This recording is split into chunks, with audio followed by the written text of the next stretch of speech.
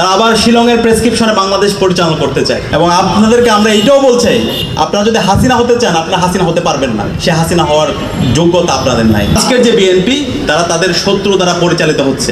আমাদের আইনমন্ত্রী এবং স্বরাষ্ট্রমন্ত্রীকে ওপেন চ্যালেঞ্জ দিয়ে গেলাম আজকে, আমি আর শিশির বাংলাদেশ সরকারের যে কোনো মন্ত্রীকে অন রেকর্ড কনস্টিটিউশনাল ইস্যুতে চ্যালেঞ্জ করে গেলাম। যদি আমাদের সাথে চ্যালেঞ্জ করতে পারেন, প্লিজ কাম অন ডেস্ক। আমি আর শিশির বাংলাদেশ সরকারকে চ্যালেঞ্জ করে গেলাম on constitution. Please come to talk about the constitution and history. দেখি আপনারা পারেন কিনা। সাহস থাকলে আইসেন ডাকতে। আপনাদের কার কতটুকু কনস্টিটিউশনাল নলেজ আছে, কনস্টিটিউশনাল ডেপথ আছে, উইড লাইক টু সি ইট। আমি একটা রাষ্ট্র বানাতে চাই, যেই রাষ্ট্রটা আমার স্বপ্নের যে বড় হবে, আকাশ সমান হবে, তেমন একটা রাষ্ট্র চাই। সেই রাষ্ট্রটা শেখ মুজিব আওয়ামী লীগ করতে পারে নাই বলে তার হীনমন্যতা। এক্স্যাক্টলি দেখবেন বিএনপি নেতাদের মধ্যে, সে 24-এর আয়নায় যখন তাকায়, বিএনপির কোনো মিছিলের ছবি নাই। সে যখন 24-এর আয়নায় তাকায়, বিএনপির ব্যানার ধরা কোনো মিছিল নাই। সে যখন 24-এর আয়নার দিকে তাকায়, ছাত্র তরুণদের সাথে একসাথে বিএনপির নেতারা মিছিল করছে, তেমন কোনো প্রতিবাদের ঝড় নাই। বরং তারা অন রেকর্ড বলেছিল, এটার সাথে আমরা নাই। এই হীনমন্যতা বিএনপি তারা করে ফেলছে। সে যখনই 24-এর আয়নায় তাকায়, সে এনসিপি কে দেখে, এবি পার্টিকে দেখে, তরুণদেরকে দেখে, নাম না জানা 1400 শহীদকে দেখে, 26,000 আহত মানুষকে দেখে, 600 অন্ধুকে দেখে, কিন্তু সে বিএনপিকে খুঁজে পায় না। এই হীনমন্যতা তাকে 24-এর জায়গা থেকে তাড়া করে ফিরছে। এবং এক্স্যাক্টলি তার নেতারা 71-এর মতো পালায়া ছিল, জেলে ছিল, তা না হলে বিদেশে ছিল। Exactly same phenomena. মনে হচ্ছে 71 নতুন করে 24-এ আবার নতুন করে রিস্ক্রিপ্টেড হয়েছে for the nation to remember. এই হীনমন্যতা যদি বিএনপি উঠাইতে না পারে, এটার কারণ হচ্ছে আজকের আমাদের লার্নের ফ্রেন্ডরা, আইনমন্ত্রী, আমাদের ডিপার্টমেন্টের বড় ভাইরা, আমাদের স্বরাষ্ট্রমন্ত্রী, ওনারা আমাদেরকে প্রত্যেক দিন আইন শেখায়, অ্যাজ ইফ বাংলাদেশে ওনাদের মতো আইন বোঝা মানুষ আসলে নাই। ডাকসুকে অনুরোধ করছি, আমাদের আইনমন্ত্রী এবং স্বরাষ্ট্রমন্ত্রীকে ওপেন চ্যালেঞ্জ দিয়ে গেলাম আজকে, আমি আর শিশির বাংলাদেশ সরকারের যে কোনো মন্ত্রীকে অন রেকর্ড কনস্টিটিউশনাল ইস্যুতে চ্যালেঞ্জ করে গেলাম। যদি আমাদের সাথে চ্যালেঞ্জ করতে পারেন, প্লিজ কাম অন ডেস্ক। আমি আর শিশির বাংলাদেশ সরকারকে চ্যালেঞ্জ করে গেলাম on constitution. Please come to talk about the constitution and history. দেখি আপনারা পারেন কিনা। সাহস থাকলে আইসেন ডাকতে। আপনাদের কার কতটুকু কনস্টিটিউশনাল নলেজ আছে, কনস্টিটিউশনাল ডেপথ আছে, উইড লাইক টু সি ইট। বাংলাদেশে বোগাস আর্গুমেন্ট দিচ্ছেন পার্লামেন্টে, বোগাস মিসলিড করছেন, মিথ্যাচার করছেন। ঘুমের ব্যাপারে দেখলাম আইনমন্ত্রী প্রপারলি মিসলিড করেছে। And if there's a breach of oath, he should be dismissed. As a cabinet minister হিসেবে সে নেশনকে মিসলিড করতে পারেন না। তো সেই জায়গাতে আমরা বারবার বলছি, এই জাতিকে আমরা ওয়ার্ন করছি, আমাদের তরুণদেরকে আমরা বলছি যে এটা এক অনিবার্য বিপ্লবের বাস্তবতা তৈরি করছে। প্রথম এবং দ্বিতীয় বিশ্বযুদ্ধ নিয়ে যারা হিস্টোরিয়ান আছেন তারা বলেছেন যে এটা আসলে দুইটা বিশ্বযুদ্ধ ছিল না, it was a one world war with a long ceasefire. অমীমাংসিত জায়গা ছিল। এবং সেই জন্য যেটা হয়েছে, বাংলাদেশে 24-এর গণ অভ্যুত্থান জুলাই সনদ দিয়ে শেষ হয়ে যায় নাই। এটা একটা অনিবার্য কাঙ্ক্ষিত বিপ্লবের মধ্যস্থতার সময় চলছে, সিজফায়ার পিরিয়ড চলছে। এবং আমরা দেখতে পাচ্ছি আকাশে যে টর্নেডোর কালো মেঘ বৈশাখের চেপে বসেছে, এই রাজনীতির কালো বৈশাখ আবার কয়দিন পরে এই রাজনীতির আকাশে ফিরে আসবে। আমাদের তরুণরা আবার মুক্তির লড়াই নিয়ে আবু সাইদ, মুগ্ধ, ওয়াসিম, শরীফ ওসমান হাদির মতো আবাবিল হয়ে আবার বাংলার আকাশে ফিরে আসবে, শুধুমাত্র এইটা বলবার জন্য বুকের ভেতর অনেক ঝড়, বুক পেতেছি গুলিকর, লাখো শহীদের রক্তে কেনা দেশটা কারো বাপের না। আজাদির প্রশ্নে, ইনসাফের প্রশ্নে আপোষ না করে আমরা লড়াই করে যাব বাংলাদেশের লাল সবুজের পতাকার জন্য।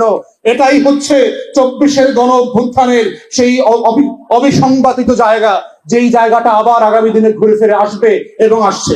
আসসালামু আলাইকুম প্রিয় দর্শক, এই কথা তো এখন সবার কাছে স্পষ্ট যে মূলত আওয়ামী লীগের রাজনৈতিক কার্যক্রম নিষিদ্ধ রাখতেই, অথবা যদি সরাসরি বলে যে আওয়ামী লীগকে নিষিদ্ধ রাখতেই সন্ত্রাস বিরোধী আইনের 2টি সংশোধিত ধারা অধ্যাদেশ আকারে যে রাষ্ট্রপতি নির্দেশ জারি করা হয়েছিল সেটি আইনে পরিণত করা হয়েছে। এবং সেটির মাধ্যমে এখন কি দাঁড়াচ্ছে, এই মুহূর্তে প্রতিটি রাজনৈতিক দল ইনক্লুডিং বিএনপি সহ প্রতিটি রাজনৈতিক দল এবং পুরো দেশ ভয়ঙ্কর এক ঝুঁকির মুখে। প্রথমত, ডক্টর ইউনূস সরকারের মতন আরেকটি জঙ্গি সরকার আমাদের সামনে ভয়াবহ রূপে উপস্থিত হওয়ার আশঙ্কা দেখা দিচ্ছে। জামাত ভয়ে আছে যে তাদের কার্যক্রমও এই আইনের অধীনেই যে কোনো সময় নিষিদ্ধ করা হতে পারে প্রজ্ঞাপন জারির মাধ্যমে। আবার নিশ্চিতভাবেই এটুকু আমরা নিশ্চিত করে বলতে পারি যে বিএনপিও প্রচন্ড একটা ঝুঁকির মধ্যে চলে গেল। বিল পাশের আগে কেন ঝুঁকির মধ্যে চলে গেল সে বিষয়টি পরে আসছি। বিল পাশের আগে সংসদে মোটামুটি প্রবল আপত্তি জানিয়েছিলেন বিরোধী দলীয় নেতা এবং জামায়াতের আমির ডাক্তার শফিকুর রহমান। তিনি কি বলেছিলেন? এটিও আমাদের কাছে যেমন হাস্যকর এবং একই সঙ্গে পরিহাসের এবং বিপজ্জনক। তিনি বলছিলেন যে এ সংক্রান্ত একটি তুলনামূলক শীট তারা 3-4 মিনিট আগে হাতে পেয়েছেন, তারা এটি পুরো পড়তে পারেননি। আইনটি অবশ্যই একটি স্পর্শকাতর আইনটি পাশের জন্য তাদের আরো একটু সময় দেওয়ার দাবি জানানো হচ্ছে। কেন জামাত এটিকে স্পর্শকাতর আইন বলল? জামাতের দাবির মুখেই তো, এনসিপির দাবির মুখেই তো অধ্যাদেশের বলে আওয়ামী লীগের রাজনৈতিক কার্যক্রম নিষিদ্ধ করেছিল ডক্টর ইউনূস সরকার। জামাতের আমিরের বক্তব্যের পর আমাদের স্বরাষ্ট্রমন্ত্রী সালাউদ্দিন আহমেদ কি বললেন সেটি আরো মজার। তিনি বললেন যে বিলটি একটি গণহত্যাকারী সন্ত্রাসী সংগঠনের নিষিদ্ধকরণ সংক্রান্ত একটি সংশোধনী। আগের যে সন্ত্রাস বিরোধী আইন ছিল তার সংশোধনের জন্য বিরোধী দলীয় নেতা নিশ্চয়ই স্মরণ থাকার কথা, ওনারা এবং এনসিপির বন্ধুরা সবাই মিলে একটি আন্দোলন করেছিলেন। সেই আন্দোলনের প্রেক্ষিতে মোটামুটি বাংলাদেশে একটা জনমত সৃষ্টি হয়েছিল। সেই প্রেক্ষিতে তাদের অর্থাৎ আওয়ামী লীগের কার্যক্রম নিষিদ্ধ করা হয়েছে সন্ত্রাস বিরোধী আইনে। সে অনুযায়ী নির্বাচন কমিশনে তাদের নিবন্ধন স্থগিত হয়ে আছে। এই আইনের অনুবলে পরবর্তীতে 47 অনুচ্ছেদ অনুসারে আইসিটি অ্যাক্টকেও অর্থাৎ আন্তর্জাতিক অপরাধ ট্রাইব্যুনাল আইন পরিবর্তন এনে সংগঠনের বিচারে বিধান যুক্ত করে সেই আইনটাও সংশোধন করা হয়েছে। সালাউদ্দিন আহমেদ সাহেবের বক্তব্যটা আরো মজার আমি এই কারণে বলছিলাম যে যখন আওয়ামী লীগকে নিষিদ্ধ করার একটি প্রস্তাব জামাত এনসিপির পক্ষ থেকে উঠছিল তখন তারা তুমুল বিরোধিতা করেছিল। তারা সবসময় বলেছে এইভাবে নির্বাহী আদেশের মাধ্যমে কোনো রাজনৈতিক সংগঠন বা রাজনৈতিক দল নিষিদ্ধ করা ঠিক নয়। তারেক রহমানও তো ক্ষমতায় আসার অর্থাৎ বিএনপি ক্ষমতায় আসার 2 দিন আগে বা পরে বিদেশি একটি গণমাধ্যমে, আন্তর্জাতিক একটি গণমাধ্যমকে দেওয়া সাক্ষাৎকারে তিনি বলেছিলেন যে কোনো নির্বাহী আদেশের মাধ্যমে কোনো রাজনৈতিক দল নিষিদ্ধের পক্ষে তারা নয়। তার কারণ আজ একটি রাজনৈতিক দলকে যদি নিষিদ্ধ করা হয় কাল হয়তো বিএনপিকেও করা হতে পারে। এবং এই যে আওয়ামী লীগকে যে নিষিদ্ধ করা হলো, রাজনৈতিক কার্যক্রম নিষিদ্ধ করা মানে এক অর্থে পুরো দলটাই তো নিষিদ্ধ অবস্থা থাকা, শুধু শব্দের কিছু হেরফের। এই আওয়ামী লীগ কি বিনাশ হবে? প্রশ্নই ওঠে না। 6 মাস পর অথবা 6 বছর পর আরো সংগঠিত হয়ে এই দলটি ক্ষমতায় আসবে, এটুকু বলা যায়। হয়তো আরো কিছু সময় লাগতে পারে, আসবে তো। তখন নিশ্চিতভাবেই বিএনপিকে নিষিদ্ধ করবে আওয়ামী লীগ।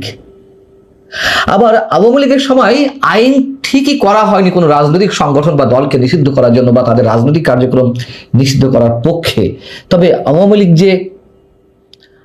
লীগ যে বিএনপি বা জামাতকে 14 বছর ধরে রাজপথে নামতে দেয়নি এ কথাও তো ঠিক।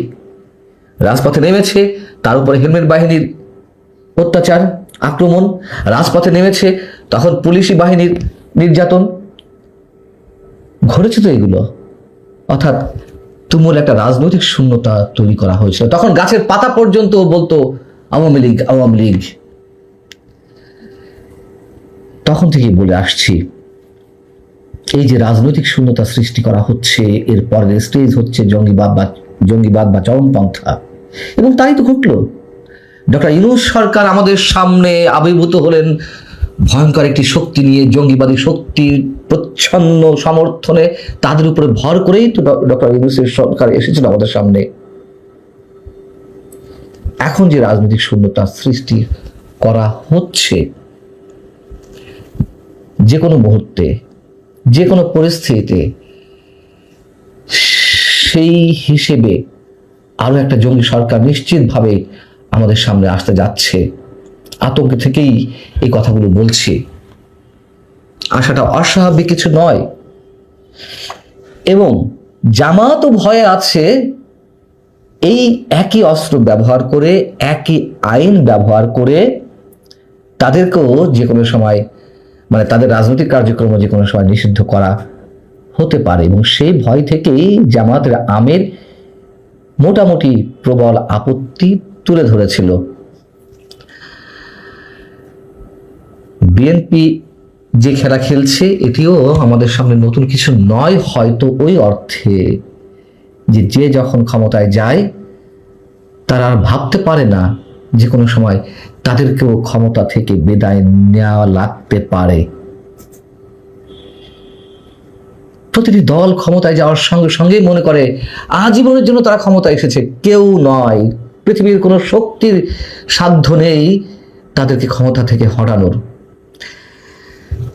এবং আওয়ামী লীগ যতদিন না পর্যন্ত ফিরে না আসতে পারে খুব স্বাভাবিক প্রক্রিয়ায়, অনেকেই প্রশ্ন করছেন তাহলে কি আওয়ামী লীগ আন্ডারগ্রাউন্ডে চলে যাবে? হতে পারে। পৃথিবীর বিভিন্ন ধরনের ইতিহাস তাই বলে, এবং ইতিহাস এটাই বলে যে কোনো রাজনৈতিক দলকে নিষিদ্ধ করে তার আদর্শত্ব ধ্বংস করা যায়নি, বরং তারা ফিরে এসেছে আরো সর্বগ্রাসী রূপে হয়তো, অথবা তাদের কারণে পুরো রাষ্ট্র অস্থিতিশীল হয়ে ওঠে চরম এক বিভাজনের জায়গা থেকে। যেমন আমরা মিশরের মুসলিম ব্রাদারহুডের কথা বলতে পারি। এই সংগঠনটিকে নিষিদ্ধ করা হলো কথিত গণতন্ত্রের উত্তরণের পর। কি হলো তাতে? তারা আন্ডারগ্রাউন্ডে চলে গেল, এবং তার পরবর্তী কার্যক্রমগুলো সম্বন্ধে তো আমরা নিশ্চিতভাবে জানি। আওয়ামী লীগও আন্ডারগ্রাউন্ডে চলে যাবে কিনা আমরা জানি না, তবে এর ফলটি নিশ্চয়ই কারোর জন্যই সুখকর নয়, এবং সবচেয়ে বেশি খেসারত দিতে হবে আমাদের মতো সাধারণ মানুষকেই। ভালো থাকুন সবাই।